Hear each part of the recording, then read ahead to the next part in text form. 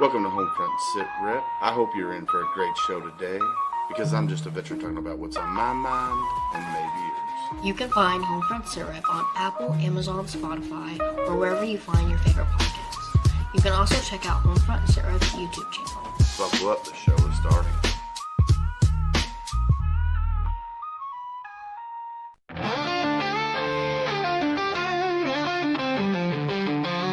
Out on the edge of the battle and back, we've carried the weight and we've walked every track. From desert dust to the fire at home, we've learned how to fight, how to stand alone. But no one tells you what comes after the war, when silence is louder than the guns we bore.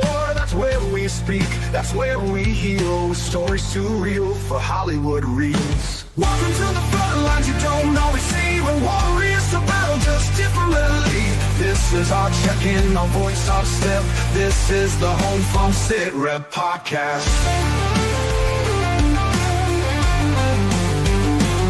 For the fallen, the fighting, and those who came home. For the brothers and sisters who still feel alone. We're holding the line with truth and respect. This is the Homefront Sit Rep podcast. For the fallen, the fighting, and those who came home. For the brothers and sisters who still feel alone. We're holding the line with truth and respect. This is the Homefront Sit Rep podcast.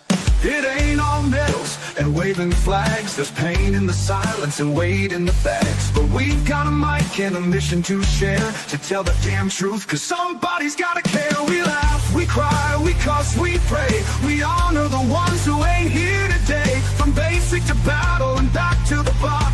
This is our rhythm, our round table talk. Welcome to the front lines you don't always see, when warriors to battle just differently. This is our check-in, our voice, our step. This is the Homefront Sit Rep podcast.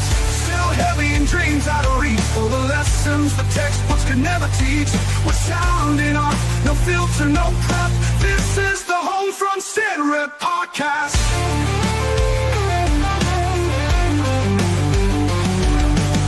So if you've worn the boots or love someone who did, if you swallowed your hurt and kept it all hid, pull up a chair, you're not alone.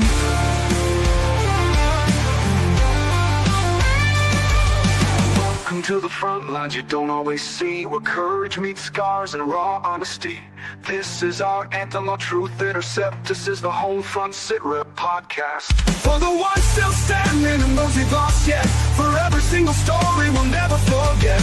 We speak so others won't forget. This is the Homefront Sit Rep podcast.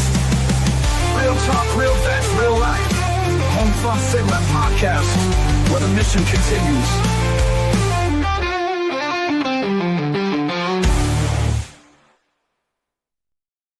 Welcome, everybody, to a Sunday edition of Homefront Sit Rep. How is everybody doing? Man, let me tell you, today was a really cold day here in Kentucky. We got some snow, and today, I think the high today was 3 degrees today here in Kentucky, but we'll wait till tomorrow, and it'll probably be 40 again tomorrow. So who knows? We'll see. But today, man, it was a really cold day. Got some relaxing done today. The wife and kids went to church this morning. I didn't get to go with them. I had some things to do for the podcast beforehand, because we got 2 episodes left this year, and then the next 4 episodes after that will be recorded episodes. So Gunny and I had to do some things to get that set up for the end of the year so we could take our 2-week break. And so we'll be back, January 5th. So it's a little over 2 weeks, but we got to take our me time and hang out with the wife and kids and family. We're heading to Florida at the end of December here, and going to spend New Year's in Florida again, like we do every year for the last 4 or 5 years. So super excited about that. We get to have some free time and just focus on family, and kids are getting older. My youngest daughter is about to graduate high school. She's in the middle of her senior year of high school. So we're getting ready to ramp up with all the things that she's doing, with the Quill and Scroll program, the yearbook and journalism and everything else that she's got going on. And then my oldest daughter is still she's heading into her 2nd semester of her freshman year of college at EKU. So lots of things going on. So we got to hang out with wife and kids and make sure, we get some me time and recharge our batteries for next year because man, we are moving and grooving and doing things that um are amazing. There's amazing organizations out there. There's amazing authors out there. There's amazing business owners, veteran business owners. There's amazing comedians, singers, songwriters. Just a lot of moving parts that goes on. We're already planning for the Mogue Mile 2026 in Kentucky. We're planning on Warrior Rounds Kentucky Style 2026. We have the Vietnam Traveling Wall coming in 2026. We got the GWAT Wall, the Global War on Terrorism Remembrance Wall coming in. So a lot of things going on outside of the podcast. So there's just a lot of things going on, and we got to recharge our batteries and do all of that, and and spend Christmas and New Year's with the family, and just have a good time and recharge our batteries. But we got two great episodes. We got one tonight, Marine Corps veteran Shane Santelli. Um, he's the founder of the Overwatch Initiative, which is an emerging nonprofit up in the Pennsylvania area, which we'll talk about that. And then tomorrow, to end the year, we got Colonel Trey Morris. Back in 1991, he was on the original mission that kicked off Desert Storm. What's up, Rat Man? How are you, sir? So he flew B-52s, or he was, electronic warfare some officer on B-52s, and his mission that he was on kicked off Desert Storm. And now it's declassified. So he's able to talk about it. They got a book coming out in March. And I think it's going to be a great way to end the year of 2025 for Homefront Sit Rep. And wishing Candace good health and speedy recovery to come back. I know she's got some things with her medical stuff that's going on, then plus some other things that I don't know if she wants to let loose yet. But super excited for her and where her life trajectory is taking her. And then unfortunately, Gunny just got back from Vegas. Good for him. He was in Vegas, but he just came back from Vegas and has a real bad sinus infection. So he's not able to make it tonight, but he is going to the doctor tomorrow. So he should be on tomorrow's show. So super, super excited for Gunny to come back and talk about his trip to Vegas at the conference that he was at, stuff like that. So super, super, super cool about that. Now, Shane here suffered a TBI, traumatic brain injury for you non-military folks, TBI, from a deployment in Afghanistan. His service and recovery experiences have shaped his commitment to helping others who struggle with psychological and emotional aftermath of military and service careers. So his nonprofit doesn't just focus on military, but they also first responders as well.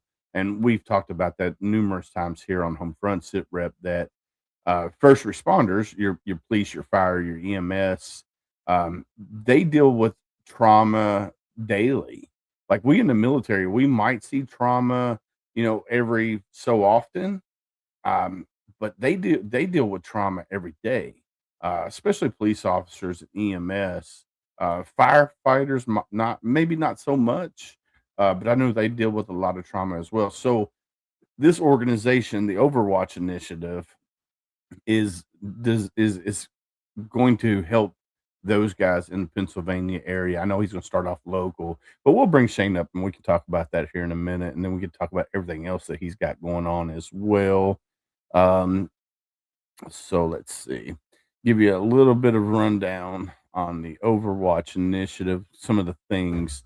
The organization's stated mission is to help veterans and first responders by providing them with peer support, access to mental health resources, and assistance in connecting with recovery programs. The goal is to create a space where individuals who have served can meet and connect and support one another through shared experiences and professional resources, focused areas, peer support networks for veterans and first responders. Rich LaMonica, what's up, brother? How are you, sir? Um, and then yeah, that's first responders never meet a person on their best day. You are so correct, brother. You are so correct. Hey, if you're out there in chat right now, man, Rich LaMonica, I nominated the Misfit Nation for Veteran Podcast of the Year for the American Freedom Fund, and my boy Rich LaMonica brought the hardware home. Super proud. I nominated the Misfit Nation because of Rich LaMonica and his team.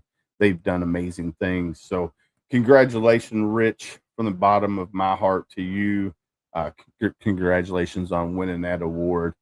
Next year we'll have to do it again, and hopefully, I bring it home, or Travis, or Triple Threat, one of those other guys bring it home next year, just so we can continue to push with our family of veteran podcasters, man.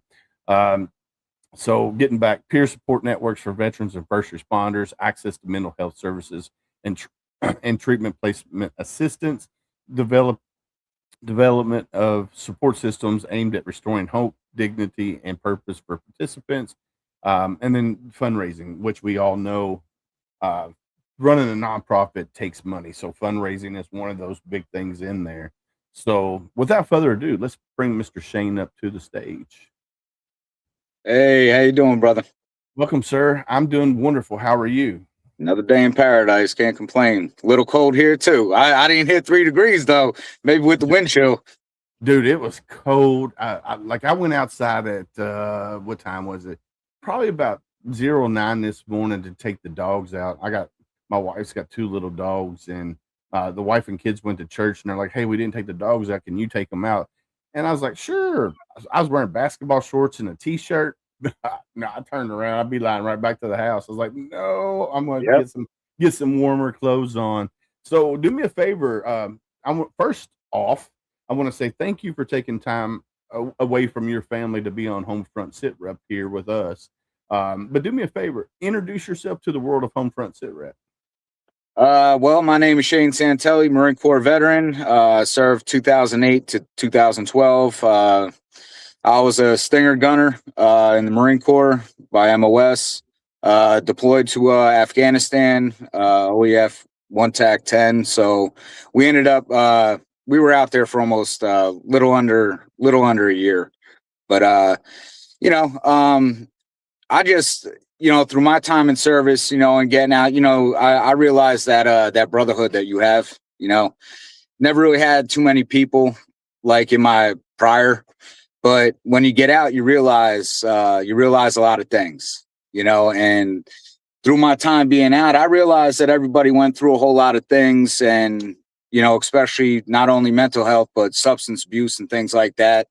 And I went through it myself, and I realized that we don't exactly ask for help. We're not exactly the best at that, because it's kind of frowned upon.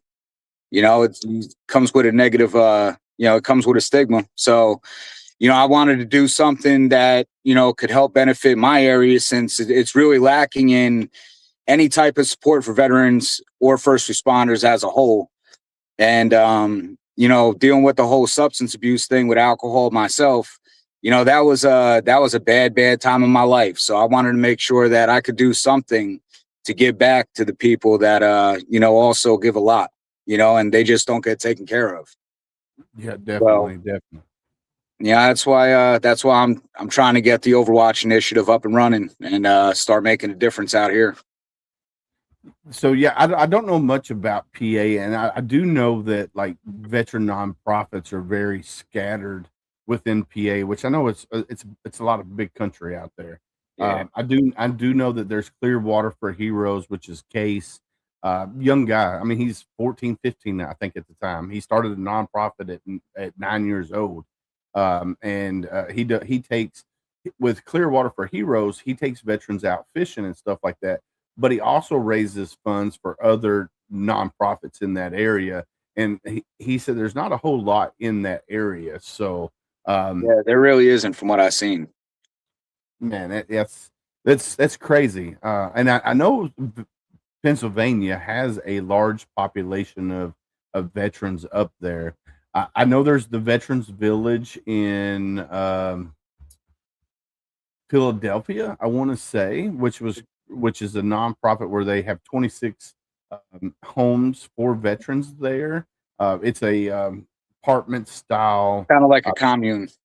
Well, yeah, it's apartment style, but they're prefab, so they build everything off site in a factory somewhere. They build all the walls and everything, and then they bring it in and put it together like Lego blocks. And man, I'll tell you, this thing looks amazing. Like I've seen pictures and stuff. I haven't seen it firsthand, but they look amazing. But there are some nonprofits up there in the PA area, and I'll just have to get you connected with the ones that I know that are up there. I know Heroes Media Group, Adam. He's up there he's up there and he does all kinds of things with nonprofits and stuff like that. So we'll have to definitely get you connected with those guys as well. Um, so here you are. You served in the military. You got hurt while you were in the military, so you got medically retired. You get out of the military. Two IEDs. So yeah. Yeah, it kind of rocks the boat. Yeah. So Gunny also within 30 days was blown up twice from IEDs, and I definitely understand what you're going through when it comes to that.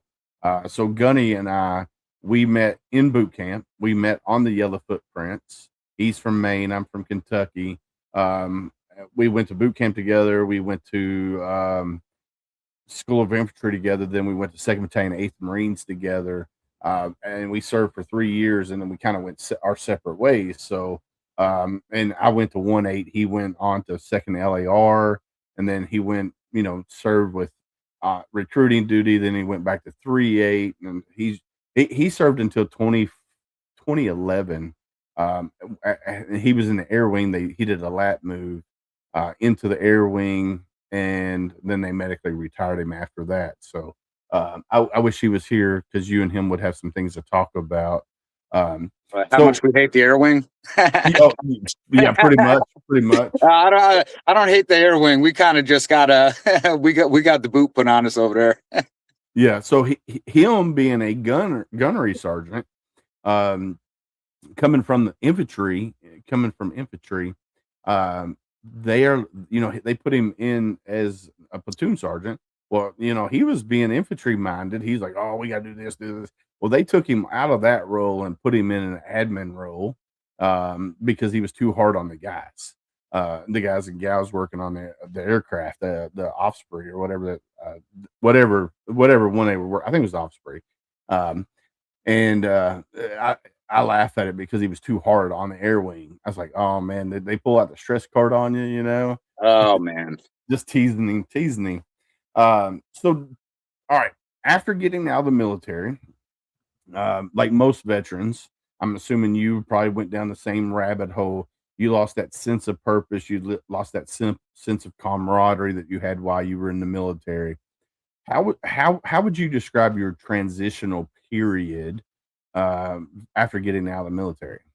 You know what? I mean, you know as well as I do that they train you to do a lot of things in the Marine Corps. They don't train you to go home.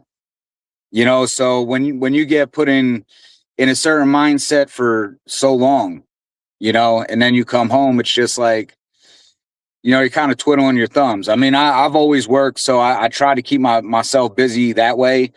But outside of that, there's just a disconnection, and that loss of having your brothers around, whether or not you got along. You already know you don't get along all the time, but that's just what a brother, your brother is.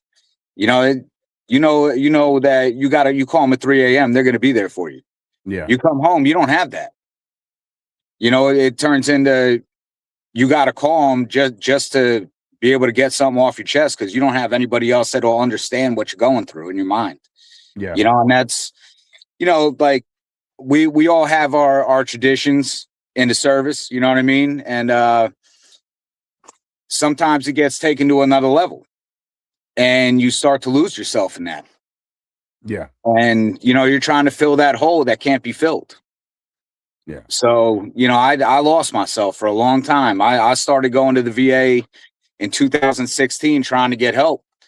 And it wasn't until a year and a half ago that they finally realized, hey, I got myself in enough trouble that, by chance, a liaison ran into a counselor in the county jail I was at. And they were like, hey, we got this program in Coatesville. It's been around forever. We just never told you about it, but do you want to go? And I was like, hell yeah, I want to go. Yeah. So that's when I finally that was the last time I had a drink, anything. I don't care for it anymore. And I realized that my mindset just went to factory reset to where I was before I got out, like I'm clear minded. I rebuilt my mind. It's stronger. And I realized how many people actually have gone through the same thing I have. I've lost in the last 4 years, I've lost 18 people I served with to either substance abuse or the other one. Yeah. And at that point, when it first started, I was over it. And I didn't know how to help. I mean, you could only talk to them so much, but if you're not there, I don't know what else to do. Yeah, yeah. Unfortunately, like you said, we can talk to our brothers and sisters, via the telephone or whatnot. If we're not in the area that they're in, like we had a Marine just recently up in Montana. Nobody relatively close to where he is. He was talking. He talked to people for 4 or 5 hours straight on the phone, and that night he wrote a letter, and needless to say, he was getting medicine. So he got medication from the VA, and the medication that they prescribed him was wasn't reacting, or wasn't working with the other, so it was working against each other, right? Yep. And it was causing hallucinations and stuff like that. And we were like, hey man, stop taking that medicine. You need to talk to somebody. Well, he decided that this was the route that was best for him, because he woke up in the middle of the night, and he lives in Montana. Middle of the night at like 2 o'clock, 2 o'clock, 3 o'clock in the morning, he was in his front yard in his underwear with his rifle in his hand. And it scared the shit out of him. And he's like, what do I do? How can I fix this? And he unfortunately decided that the route he took was the best course of action. And we are. We tried and tried and tried and talked to him numerous times, and there was nothing we can do. And unfortunately, we can't reach all. Like you said, if we're not there, if we're not next to them, there's not a whole lot that we can do in that situation. And unfortunately, not all VAs are great. There, Yeah, there that's are true. there are some good ones out there. Like for me, for example, I got out in 2004. I didn't start my VA journey until 2023 or 2022, the end of 22, and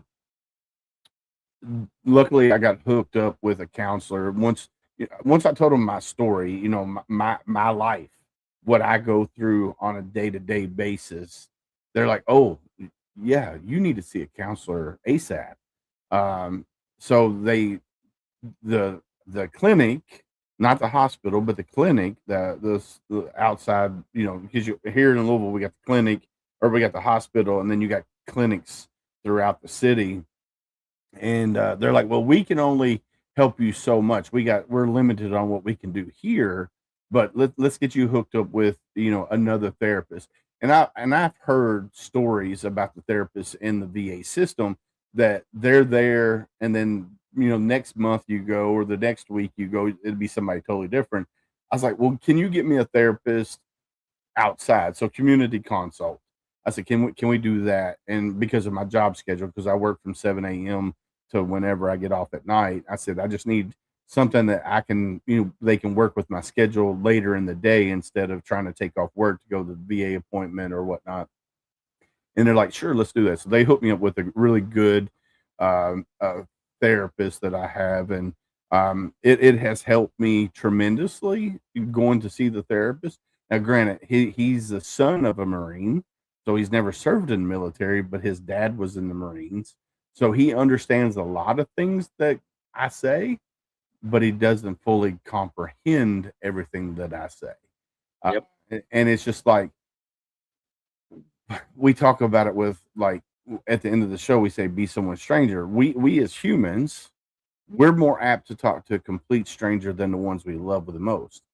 My wife and I have been married 20 years, been together for 23, and she didn't know a whole lot of my backstory until I started this podcast, and she started listening, and she's like, well, I didn't know that about you. I didn't know about that about you. And I'm like, because I won't tell you, but I want to protect you from the stuff that I've seen.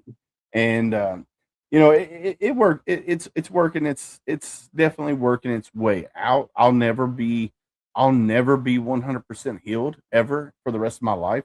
I will deal with my demons until I take them to the grave. Yep.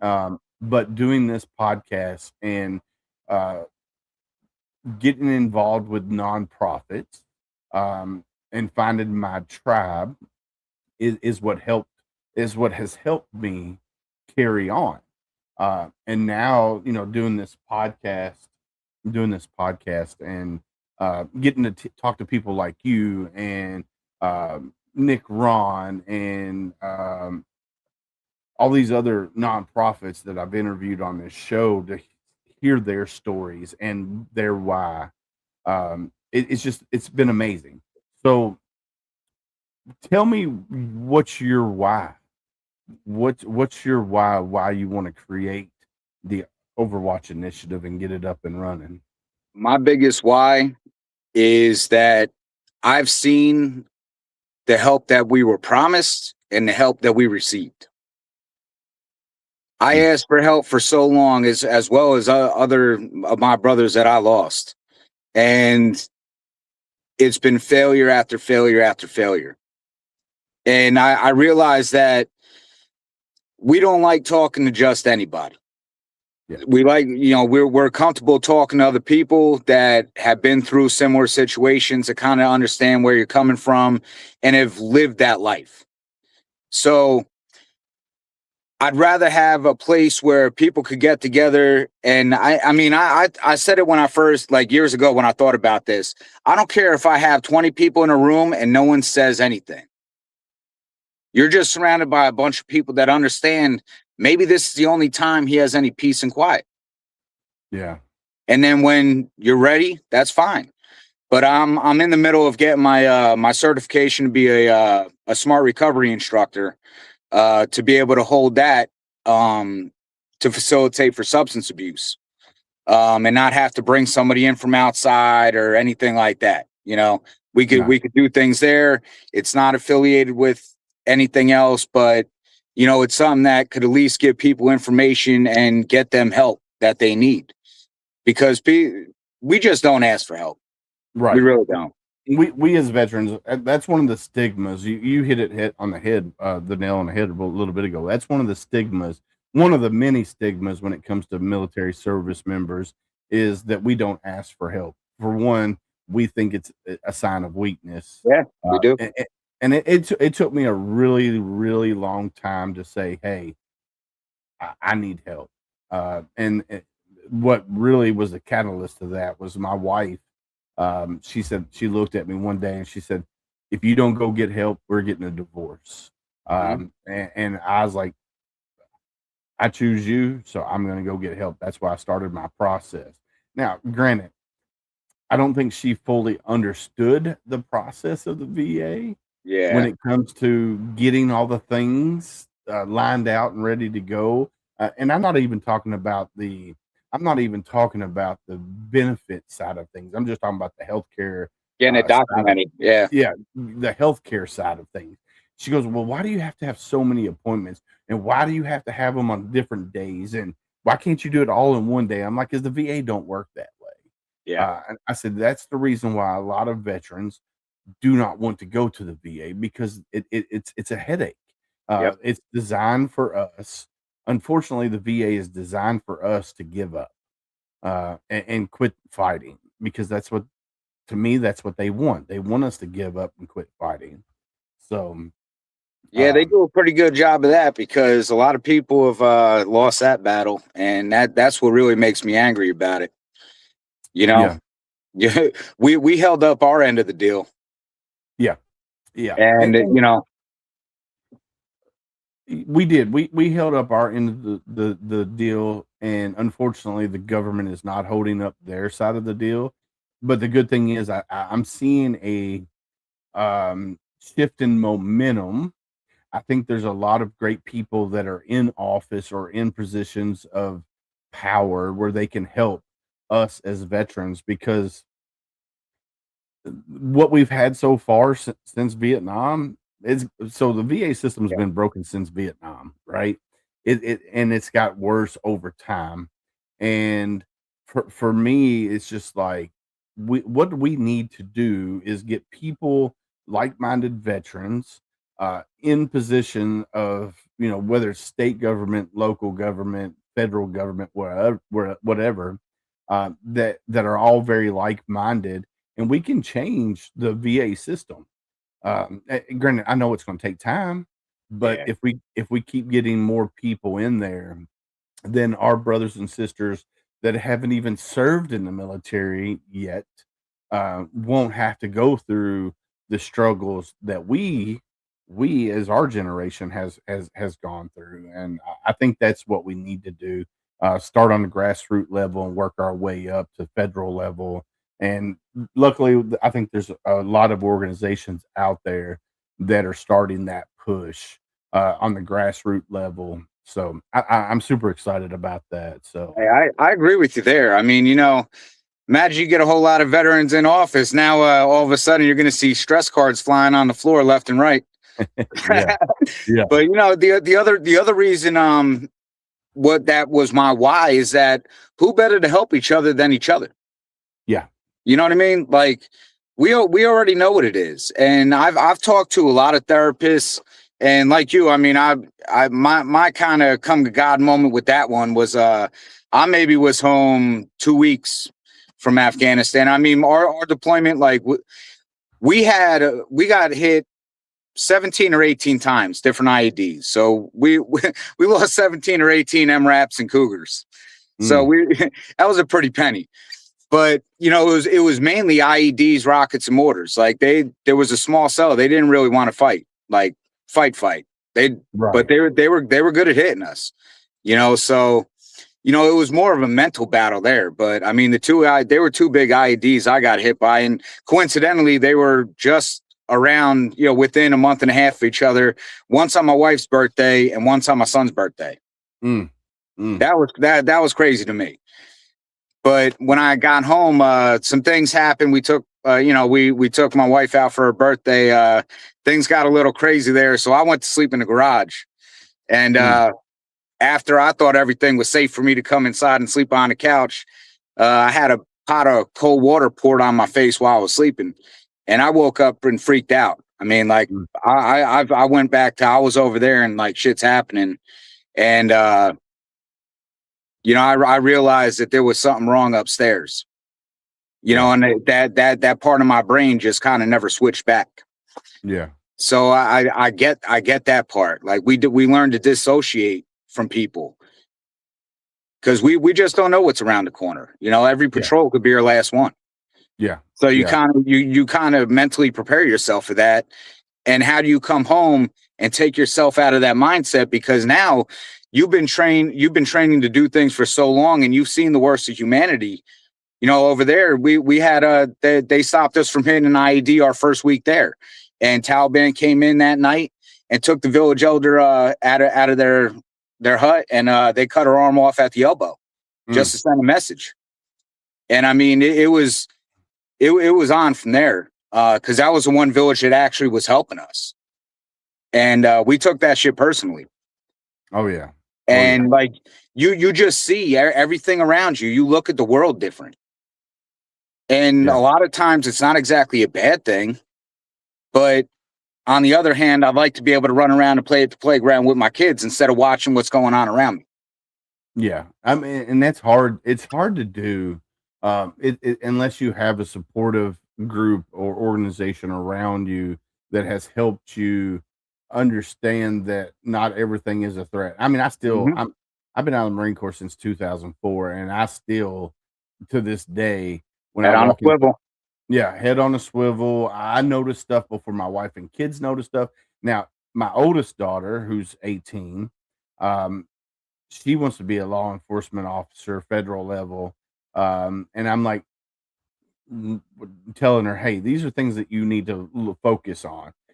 So the other day we were driving home from EKU back to our house, and we were driving down the road, and I spot something on the side of the road that shouldn't have been there. And she goes, Dad, did you notice that? I was like, yeah, baby, I noticed it. And then she goes, did you notice the person that was behind it? I was like, I didn't see the person. I saw what was there, but I didn't see the person behind it hiding in the bush. She goes, yeah, there was two people in the bushes. I was like, good job. Yeah. So she's recognizing things that are out of the ordinary that shouldn't be there, and then she's seeing a little bit further. Of course, her eyesight's way better than mine. I wear Yeah. glasses and contacts. Her eyesight's 100 times better, but and it's just like good. I'm teaching them right, but they don't have to deal with the trauma that comes along with that. Yeah. So I think I'm definitely preparing them for their future. Um, Hey, you got to start somewhere, and crawl, walk, run. yes, sir. Yes, That's how sir. it goes. I Yeah, mean, you luckily gotta. the one thing I left service was my eyesight. Everything else is trashed. Yeah. Well, so I've always wore glasses since like second grade. So my eyesight's been shit since second grade. But my body, I'm like you. My body's broke down. I've 46 at 46. I'm 47 now. I had a total knee replacement done. I need to have the other knee done.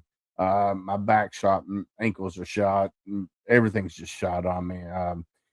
It just, it's the price that we pay Yep, to serve our country. that it Um, is.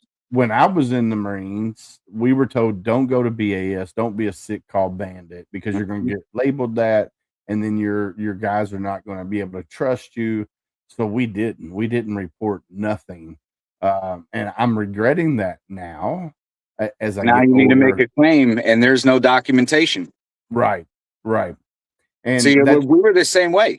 And I only started going because but the two IEDs, the two traumatic brain injuries I had, they were bad. I mean, the migraines are nonstop to this day, and they couldn't figure out what was wrong. So they finally authorized me to go to the National Intrepid Center of Excellence at Walter Reed in Bethesda. mm, And they did a full workup. And honestly, I'll tell you what, that was the best health care I have ever received in or out of service in my life. that's awesome. Because you had a team of 9 doctors all focusing on different things. And like what happened with your friend, not one doctor would prescribe you something that would counteract another drug that you were taking. Yeah, And I was there for 45 or 50 days, something like that. And it was amazing. And then, I went back to the normal thing. But, once that was documented, now they at least have that, yeah, you know. yeah, So I ended up getting my Purple Hearts awarded to me 5 years later, because when we first got to Afghanistan, everything was being done on paper. When they transitioned, all the medical documents went somewhere. No one knew where they were. And finally, yeah. they found them 5 years later. And my CO and first sergeant drove up to my house from North Carolina up to PA and did a Purple Heart ceremony on my back deck. Oh, that's awesome. So, I mean, it sucks that you had to receive the Purple Heart, but it's awesome. Enemy marksmanship medal. Yeah. It was awesome that your chain of command came up there and did it for you. And I know Gunny, when he got blown up the first time, they didn't write it up properly like they should have. But the second one, he got his Purple Heart for that. And most Purple Heart veterans don't want to talk about how they received their Purple Heart, which I completely understand. And a lot of Purple Heart veterans, you won't even know that they are a Purple Heart veteran because it just don't come up in conversation, because it's, for one, it's traumatizing to relive that trauma. It's kind of unnecessary to us. It's Yeah. So I want to give a big shout out to Mr. William Stevens. He just joined us in chat. So William Stevens is the author of The Broken Mirror, If you haven't read it, I definitely recommend reading this I've book. heard of that. So William Stevens is in chat. Just want to give him a big shout out. He just came up here in chat. So William, thank you for the book, my friend. It's going to go back here on the shelf with the rest of the veteran authors and stuff that I have back there, brother. But yeah, so right now you're still in the process of building the Overwatch Initiative. So you don't really have like your 501c3 status or anything of that nature at the present moment in time. Not at this moment, no. But I'm working towards it. But you're working towards it. So if you're in the PA area and you want to be part of the Overwatch Initiative, how could somebody get a hold of you, Shane? I sent in the email I sent you my business card and all that with my phone number and Overwatch Initiative's email address. Right now I have that. See, I ended up starting the Overwatch Initiative page on TikTok early because my main account, Omega7212, got hacked by someone. And that was right like the day after I started my fundraising. So I had to put the big message out that if that account contacts you, it's not under my control. So I was in the middle of yesterday, I started to do a Facebook page.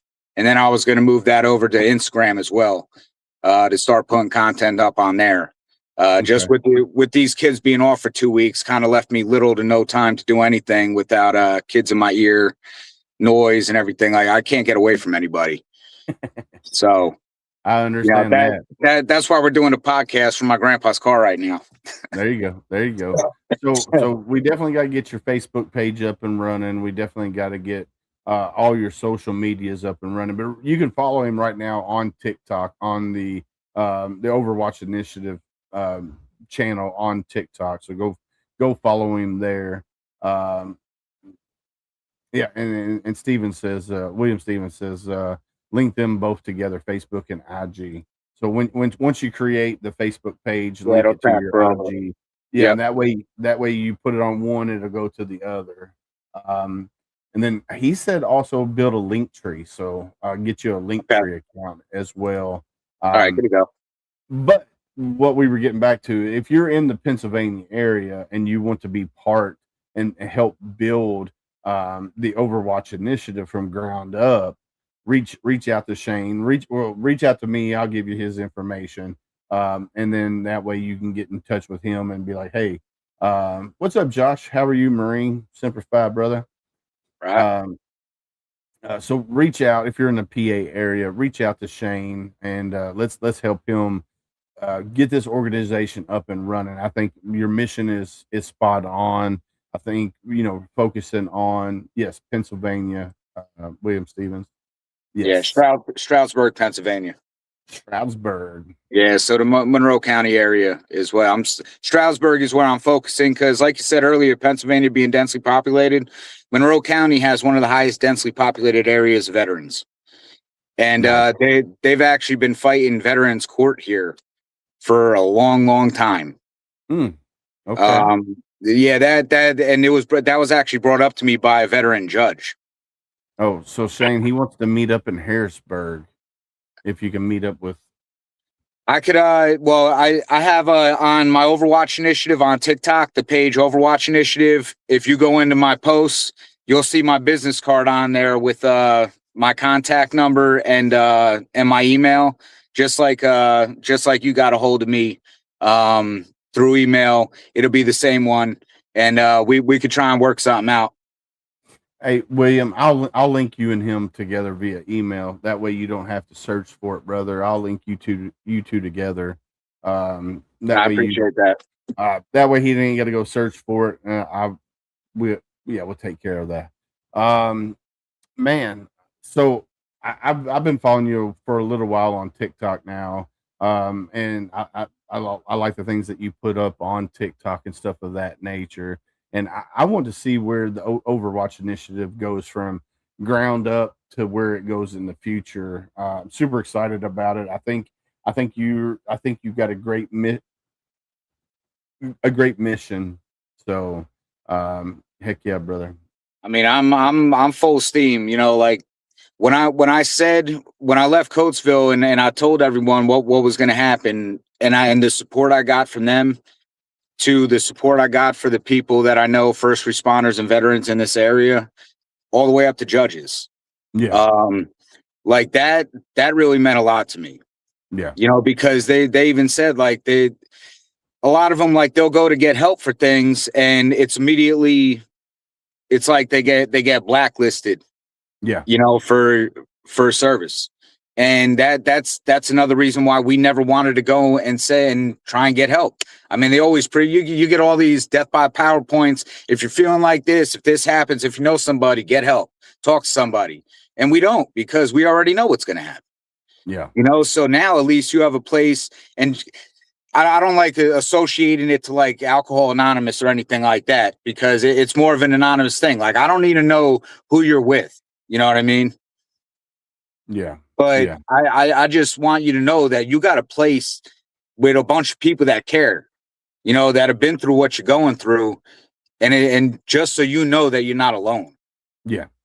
You know, so go ahead. What I was going to say is what I would recommend for you, especially if you want to focus on the first responder aspect of things as well. On your board, make sure you have veterans and first responders. And then I would also throw in the families. That's a second portion of it. It's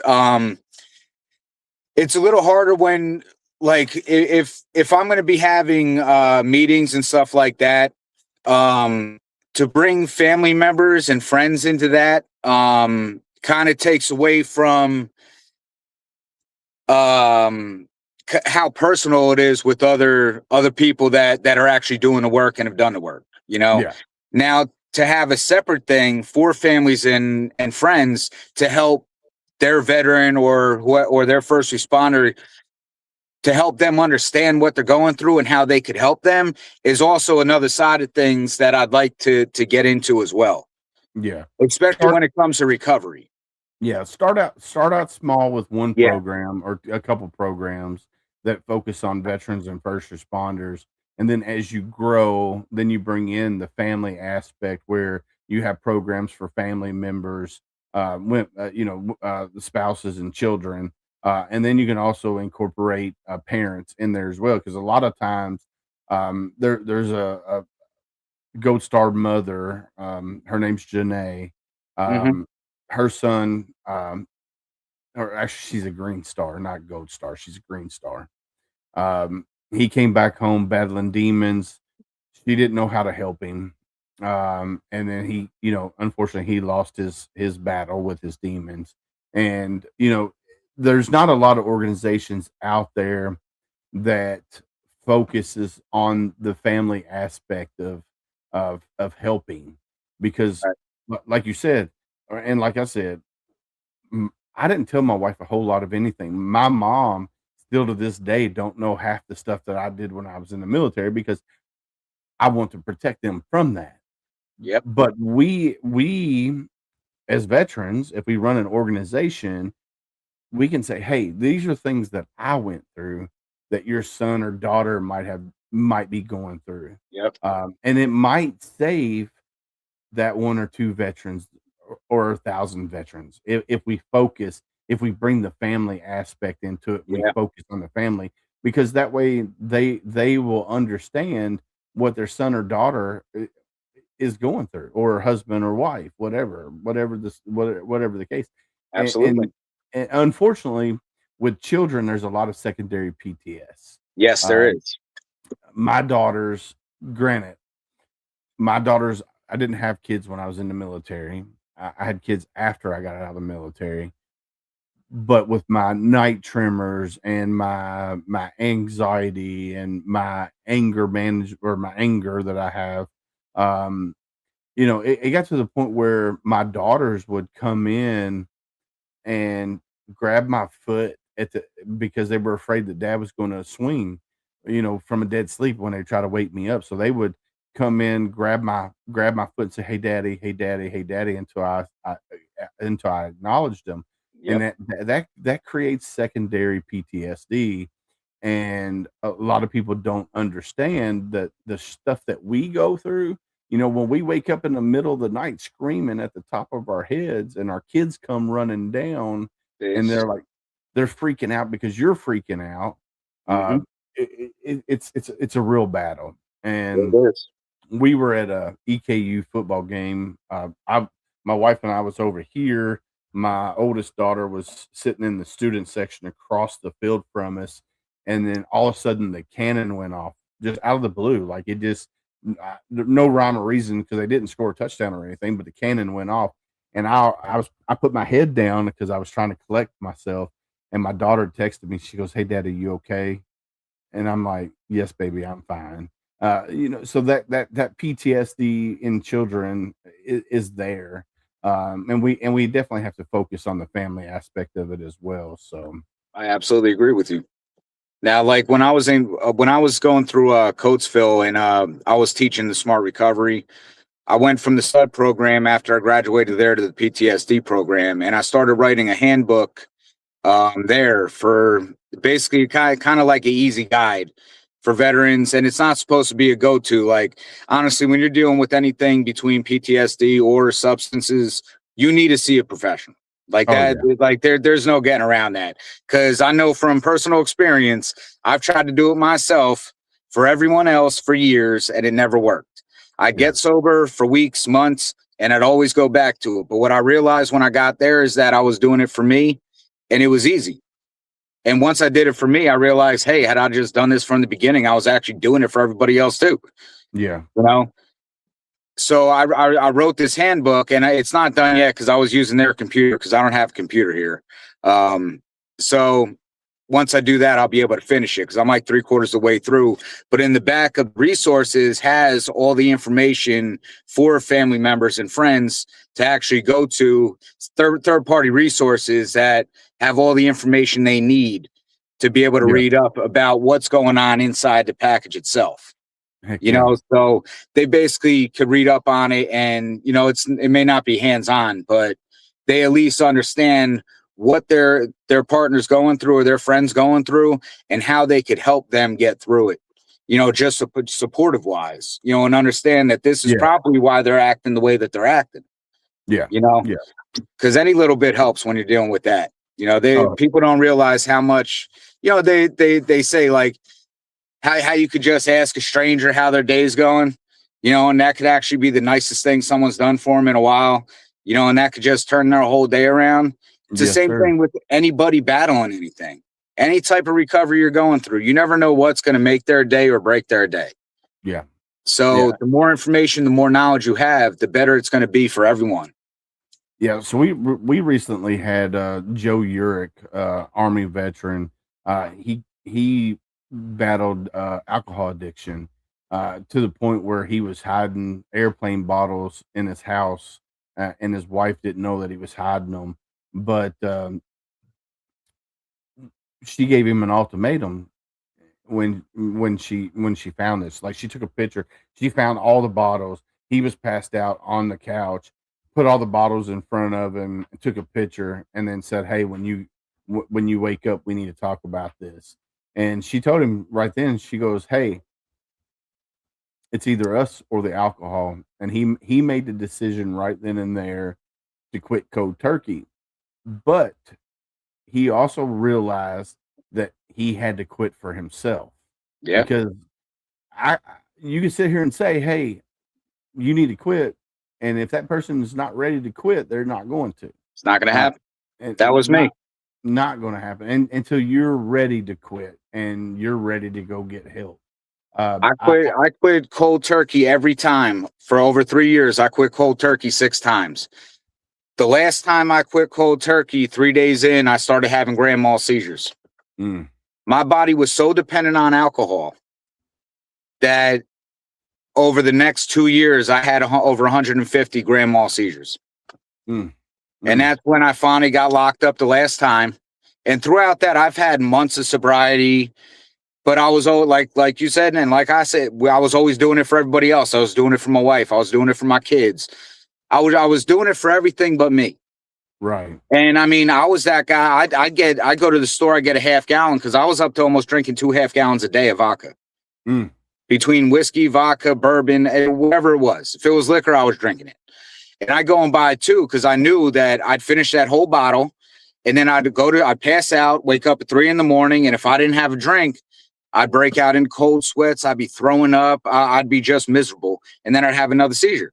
Yeah. And when I got home, I found 8 full bottles just stashed in walls. I had I gutted an Xbox 360 at one point to hide a bottle, and I forgot about it.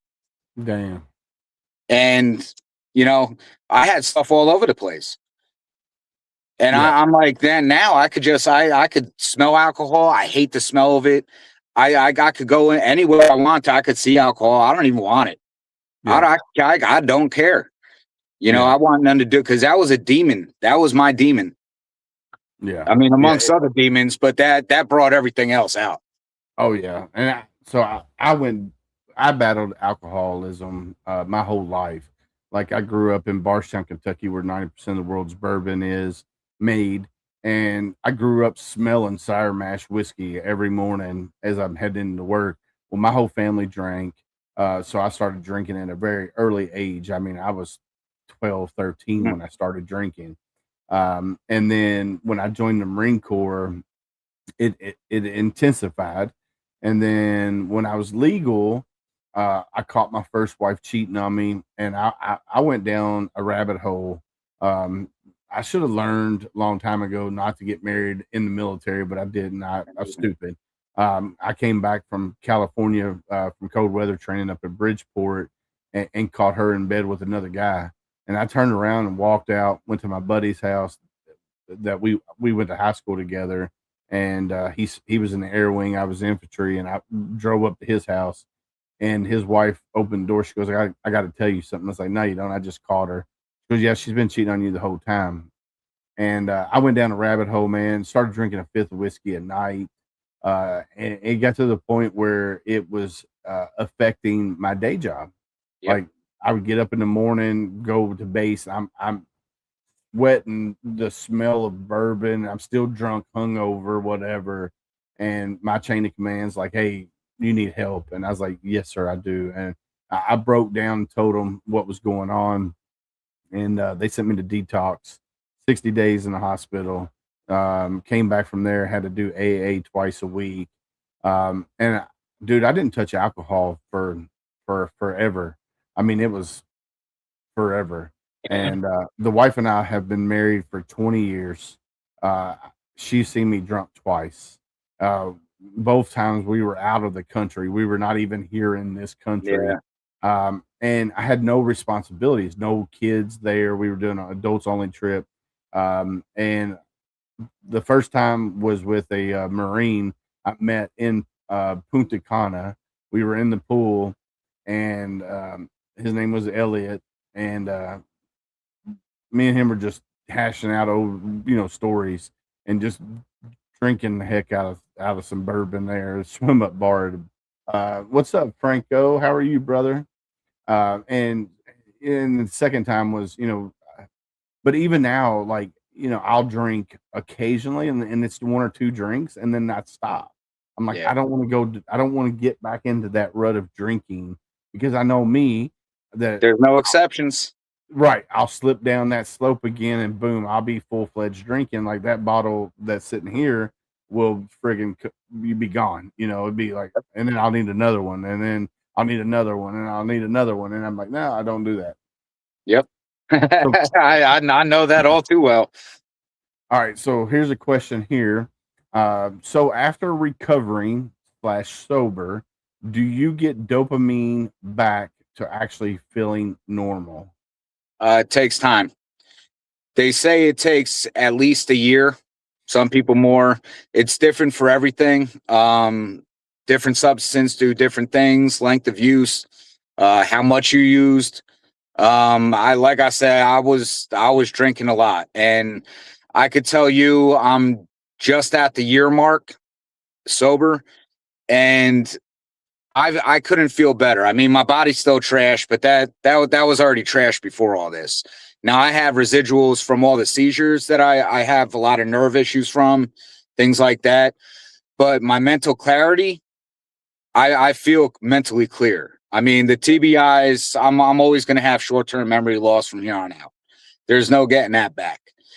But the way my brain processes things and how I feel on a daily basis in my soul, I feel great. I've never felt better in my life. So I'm grateful for that, and I'm grateful to a lot of people for that, you know. And big man upstairs, he's looked out for me for a long time, because if he didn't, I don't think I'd be here still. I mean, I probably should have been 6 feet under a long time ago from a whole bunch of different things, but I got a purpose here, and that's the one thing that's always coming to the forefront of my mind is I wouldn't have been kept here for no reason. And I have a purpose, and I realize what that purpose is. And I think the Overwatch Initiative, I truly believe that is what I've been kept here for. Yeah. So he says, I don't, after 5 years, I don't know if I will ever get it back. I will tell you, Jason, I drank, like I said, I was 13 when I started drinking, and back then I would drink pretty heavily. I remember one night I drank a half a fifth of Jim Beam Black and a half a fifth of Johnny Walker Black within friggin' 20 minutes. So basically, I drank a fifth, but it was Scotch and bourbon. And I remember waking up the next morning soaking wet from head to toe. And I was like, what the hell happened last night? And my buddies said, hey, man, you were just chugging it. And like somebody would walk in and one of our friends said, hey, man, watch him chug this. And I'd just chug it. And they said, you passed out in the chair. The chair that I was sitting on had high arms. And they said, your arms were there. You were passed out. And all of a sudden, you just projectiled. And you started, blood was coming out. And they said, we threw you in a cold shower. Guess what I did? I woke up after waking up and sobering up the next day. Started drinking again. And it took me, after going through detox, I will tell you that I didn't feel really, really good until about 10 years later. And that was because I don't know why. Just one day I woke up and I was feeling 100 times better than I had in the last 10 years. And I think eventually you'll get it back eventually. But a lot of it from a lot of guys I know that have gone through it too. The mindset is the biggest thing. Yeah. You have to, and I mean, I don't even know how to explain it. Like, when I woke up the next day in jail, and I was looking at 10 years state time. When I woke up that morning, I didn't think about alcohol. I didn't care about it. Like, that set the tone for everything. Yeah. You know, I think the most thing I craved was the freaking Newport, to be quite honest. You know, but yeah, man, guy had to happen. But you know, that was the only thing. And then I just went through the whole recovery process, and every day I just felt better and better and better, because in my mind, that wasn't me 48 hours earlier. That wasn't me 3 months earlier. You know, I was constantly thinking about alcohol. Where's the next bottle? You know, that was the only thing that my mind really cared about. And that's why alcohol was my biggest demon. You know, I carry a lot of demons, but that was the one that just friggin' leached onto me, you know, and just sucked out the man I was, the father I was, the friend I was, the brother I was. I mean, I was still there for all my brothers, and it was weird because I was helping a lot of my brothers going through the same thing, whether it was mental or substance, and they were getting clean and they were getting better. And I was just, I was 2 sheets to the wind. And then when I started getting sober, they just started dropping. And I couldn't understand. Like, I'm like, what am I doing wrong? Like, here I'm getting sober now. I'm finally listening to them. I'm taking my own advice. And now I'm losing all the people that I was helping so much. Yeah. And I don't know if that was just part of the learning curve or that was my test. Cause I realized I've been tested a lot since I got sober. There's been a lot of tests, and everyone I've seen to have overcome, thank God. And I think it's just my mental clarity, is what made me feel better. It Yeah. doesn't matter how bad my body hurts, how bad my head's pounding, because I could always say, yeah, I feel like crap, but I really don't, because mentally I'm just proud of myself that I've actually made a change, and I'm Yeah. actually trying to make a change and help other people, kind of accomplish the same thing that I was finally able to accomplish. Yes, sir. Yes, Because sir. man, alcohol in general, that's just it's straight up a demon. I mean, there's a reason, they say it was named after the demon alcohol, Yeah. So, and it just makes sense. It all makes sense. Yes, But sir. I mean, I hope you start feeling better soon, brother, because that you get your mind right. That's really where I think the start is. Yeah, I would agree with you. Get your mind right, and I think you'll start feeling better. Now, granted, your body's always going to be broken. If you served in the military, your body's always going to be broken. I deal with physical pain every day, Mhm. but if you let things take over this, then you're going to lose your battle. So you get that mind right. Do what you need to do on that. But unfortunately, we are at our hour, a little over an hour now. Shane, I want to say thank you again for taking time away from your family to come out and hang out with me here and talk about the Overwatch Initiative. I did put your email in chat here. I'm gonna throw it up on the screen. It's Hey, I Overwatch. appreciate that, brother. I really do. You're welcome. It's overwatch.initiative7212@gmail.com. If you want to reach out to Shane, if you want to have him on your podcast, or if you just want to reach out to him, talk to him about things, you can reach out to him there. Or you can email me at homefrontsitrep@gmail.com, and I will get you his phone number, and you can call him directly from his phone number as well. But Shane, I do want to thank you again for coming on and hanging out with me, brother.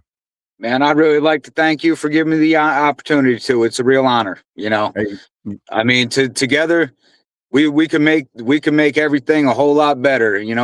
We're stronger together. yes, So, sir. Yes, Semper sir. Fi, brother. Right? Do or die. Do or die. Guys, how cool was that? What's up, Basil? I see you sneaking in there in chat. What's up, buddy? So Overwatch Initiative, it's a new up and coming nonprofit up in the Pennsylvania area, built on singular urgent mission to ensure that veterans and first responders, indiv- individuals who have spent their lives protecting others, are not left to struggle alone with the weight of trauma, addiction, and transition becomes overwhelming. Uh, so go check out the Overwatch Initiative, man. Shane, thank you again for coming and hanging out with me for this hour and talking about you, and then also talking about the Overwatch Initiative. But it is about that time of night. Gunny's not here; he'll be back tomorrow. Like I said earlier, tomorrow we got Colonel Trey Morris, who was a B-52 aviator during Desert Storm. He was on that secret squirrel mission that started Operation Desert Storm back in 1991. So come back tomorrow to see Colonel Trey Morris tell his story of his service, and then the mission that just got unclassified. Um, so that'll be tomorrow. That'll be our last live episode of the year. So come back, check that out tomorrow, 7 p.m. Eastern. I'm a You're not alone. Listen, guys, don't let your dark days win. There are people that still care about you, want you to show up tomorrow. So don't let your dark days win. This right here, to every veteran who carries unseen scars, know this: you're not alone. The battles within don't have to be fought in silence, because your brothers and sisters still stand beside you. The uniform may come off, but the bond remains, and together we heal, we rise, and we carry each other forward. If we don't carry each other forward, that 22 is going to keep growing and keep growing. So we have to carry each other forward. We got to heal together. We got to rise together. So definitely. And then hashtag be someone stranger. We talk about this all the time on Homefront Sit Rep. We as humans, we're more apt to talk to a complete stranger than the ones we love the most. So be someone stranger. If you're out and about and you see somebody and it looks like they're having a bad day, go up to them, say, hey, how you doing? And if they give you the red flags, I'm okay, I'm hanging in there, I'm living a dream, ask the next hard question. How are you really doing? But be ready for that conversation. Could be a 5-minute conversation, could be an 8-hour conversation. You just have to be ready for that conversation. And then it takes a village. We talk about this all the time. Find your tribe, find your purpose within that tribe, find your passion, whatever you're passionate about, find your tribe. And do cell phone roulette. Gunny talks about this. Somebody told him about cell phone roulette. We have all these people. I have over 1,900 contacts in my phone, and I guarantee I might talk to a handful of them regularly. So do cell phone roulette. Go to your contacts, close your eyes, scroll through, land on somebody, call them. If they answer, talk to them. If they don't answer, leave a message. Say, hey, it's Willis. I'm just checking in on you, man. Do it again until you actually get somebody on the phone. So definitely do that. Big shout out to our partners. Let me throw this up on the screen. Yeah. Heroes Media Group, Reese Across America Radio, Elite Engraving, Military United Podcast Streams, Veteran Voice Radio. All right, William Stevens, check you later, brother. Elite Engraving, same flag, same oath that did our amazing shirt back there, Marine It Down. If you don't have that shirt, you need to order that shirt off the same flag, same oath.com. Darren Davis, RDC Shoes, another Marine Corps company, RDC Shoe Company. So go check out RDC Shoes. And then Valor Coins and Pins, man. I can't thank Brent Casey and Brian Casey enough for creating the Homefront Sit Rep Challenge coin. This thing is phenomenal. It's got our hashtag be someone stranger on the bottom. It's got the Marine Corps EGA. And then on the back, it's got all the branches. Then it says on air. And then over here, it says hashtag we got your 6. They're amazing, phenomenal company. So go check out Valor Coins and Pins. Can't say enough good things about them. So make sure you tune in tomorrow night, 7 p.m. Eastern. Be here with your bucket of popcorn because it's going to be a great show. So I can't wait to see you guys tomorrow.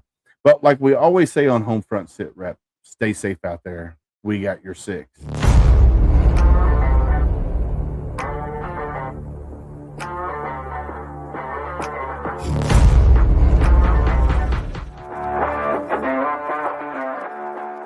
Thanks for listening. Hope you enjoyed the show. Suggestions and comments are always welcome.